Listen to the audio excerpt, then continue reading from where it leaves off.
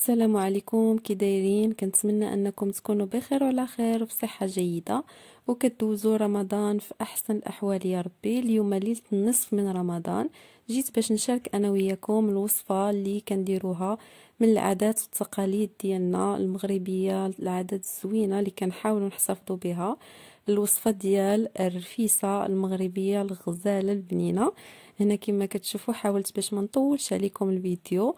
ديجا كنت دايره العجينه، عجنتها الطحين مغربل مزيان مع الملحه. الكميه ديال الملحه على حسب كل واحد كيدير الريجيم. كاين اللي ما عندوش مشكل كنعجنوها عادي العجينه ديالنا بالماء دافي. ومن بعد ما جمعتها درتها هنا باش ترتاح، وغادي ندير عليها البلاستيك الغذائي ونخليها باش ترتاح مزيان، باش منين نبقى نطلقها وندير بها التريد تجيني هكا مزيانه ما تبقاش تقطع ليا. ومن بعد غادي ندوزو ان شاء الله انا وياكم باش نديرو المقادير ديال الدجاج. بالنسبه للدجاج ديجا انا واحد الكميه ديال البصله على حسب العدد ديال الاشخاص اللي عندكم قطعتها مفرعه كبيره. ودرت الدجاجه من بعد ما غسلتها في الكاميله، ودرت عليها الخرقوم، سكينجبير، شويه ديال الابزار، الملحه ديروا شي شويه على حسب، يعني على حسب الكميه اللي غديروا. شويه ديال السمن، انا ما كانش عندي متوفر الزعفران حر، درت غير ديك الضامه ديال الزعفران الحر حتى هي كتعطيني نسمه زوينه. شويه ديال الزيت البلديه والزيت الروميه. وبالنسبه للثومه انا غير جوج ديال الدراس اللي دايره هنا على قبل رمضان، كنحاولوا نقصوا شي شويه من الثومه. غادي ندير الكميه الكافيه ديال الماء، الكميه اللي غادي تكفاني اللي غادي تجي فيها لاصوص. راك عارفين كيخص لاصوص باش كنسقيو التريد، وعلى حسب العدد ديال الاشخاص اللي موجودين واللي غادي ياكلوا هذيك الرفيسه. وغادي نزيد عليها واحد الكميه ديال البصله، كميه تكون شويه كبيره على حسب العدد ديال الاشخاص. كنزيد هذيك الكميه ديال البصله حتى هي في الطنجره كامله. هنا درت واحد الكميه تكون تقريبا شي 2 كيلو ديال البصله مقطعه فروع كبار. وكنزيدوا القزبور والمعدنوس قبطه نقبطوهم. وواحد الكميه ديال العدس مغسوله منقيه مفزقه حتى هي غادي نزيدها على الطنجره ونردها طيب.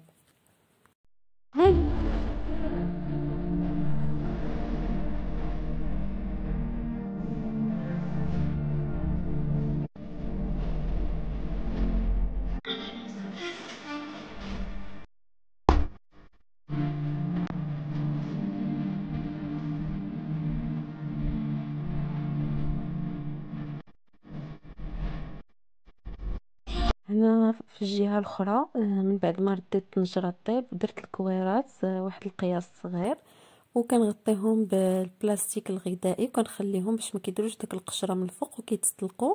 غنبقى هذا حتى نكمل الكميه اللي عندي كامله ديال العجينه، وعاد غادي ندوز باش نطيبها. هنا التريد ها هو كنطيب وحده بوحده في البوطه، كنطلقها مزيان رقيقه وكنطيبها راه كتجي زوينه ومورقه ورقيقه بحال داك الرغيفه الفاسيه، غير هي ديك الرغيفه الفاسيه كتكون شويه كبيره في الحجم. هذه كنديرها على القياس الصغير على حسب المقله اللي عندي اللي غادي نطيب فيها، وكتجي مورقه ورقيقه وما كتكونش ميدمه وشاربه الزيت.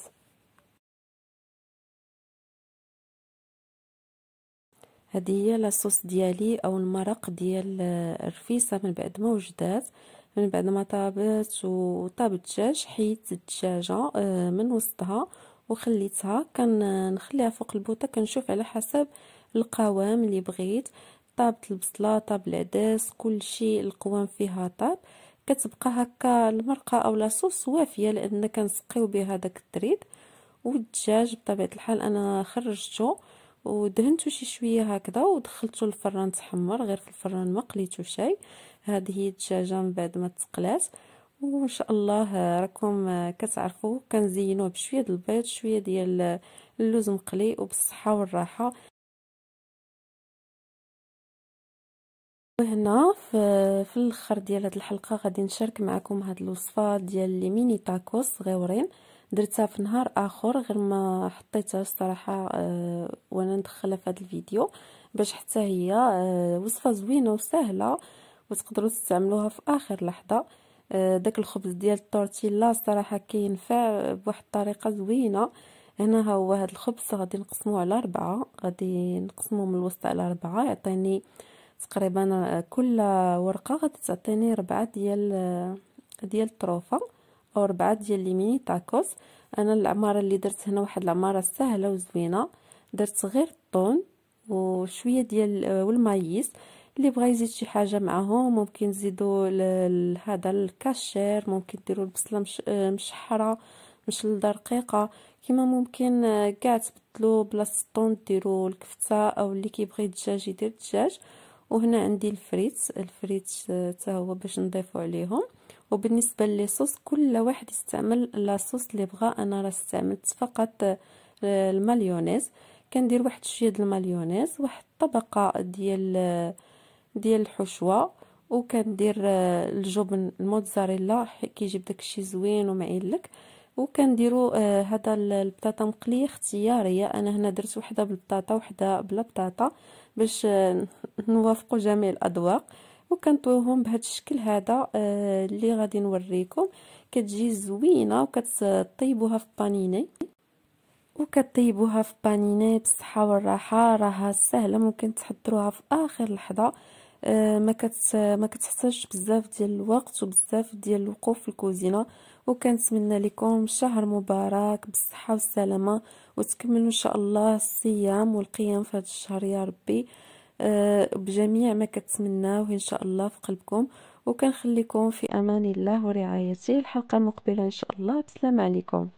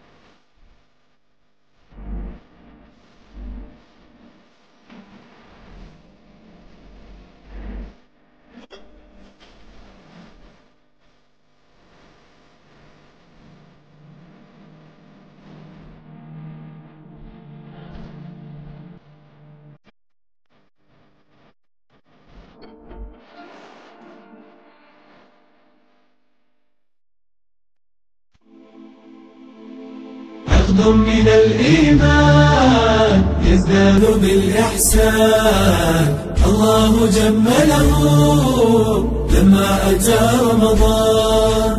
عقد من الإيمان يزداد بالإحسان، الله جمله لما أتى رمضان.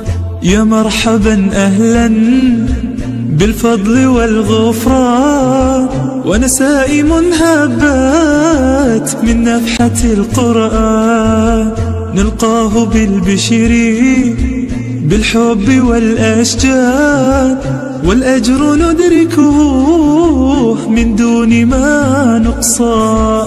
يا مرحبا رمضان، يا مرحبا رمضان، يا مرحبا رمضان.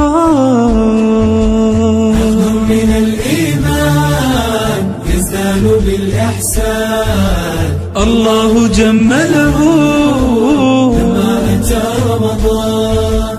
عقد من الإيمان يزداد بالإحسان، الله جمله لما أتى رمضان.